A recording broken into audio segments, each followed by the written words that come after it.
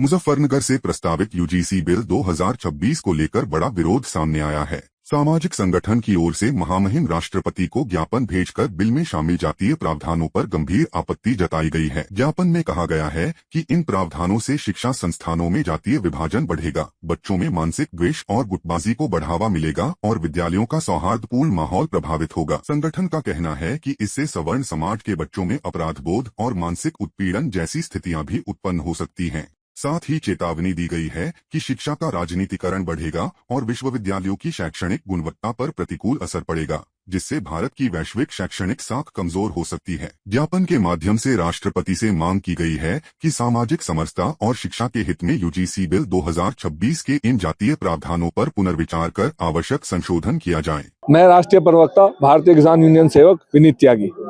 आज प्रदर्शन किया जा रहा है स्वर्ण समाज पे एक तरह का एक ऐसा आरोप सरकार ने जातीय प्रावधान के हिसाब से लगवाया जो शिक्षा के मंदिर से शुरू होगा। इस काले कानून को सरकार वापस ले और ये सरकार इस जनता के मन की बात सुने।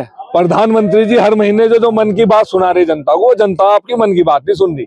यदि मन की बात आपकी अच्छी होती तो आप 100 स्मार्ट सिटी का इस देश में निर्माण करते। हुई क्या?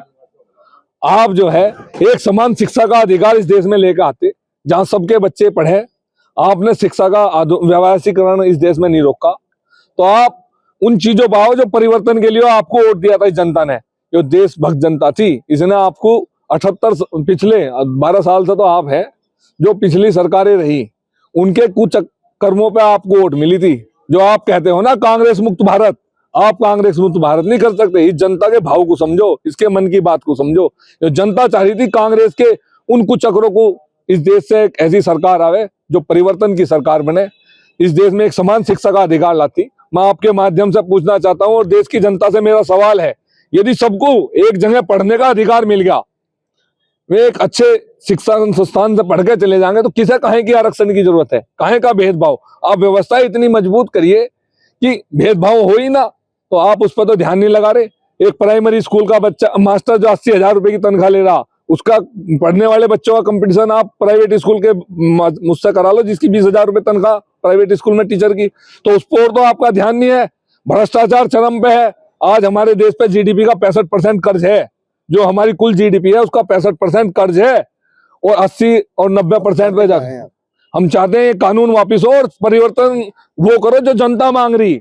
थोपो ना इस पे। आज ही घोषणा करी है, अभी तो जहां तहां चल रहा है देशव्यापी मुहिम बनाई जाएगी और हमने अभी अध्यक्ष जी ने घोषणा करी कि सहारनपुर से संसद भवन तक जब तक ये कानून वापस नहीं होंगे और परिवर्तन की बयार इस देश में नहीं चलेगी, परिवर्तन जो जनता के हित में हो, तो जब तक आंदोलन करा जाएगा।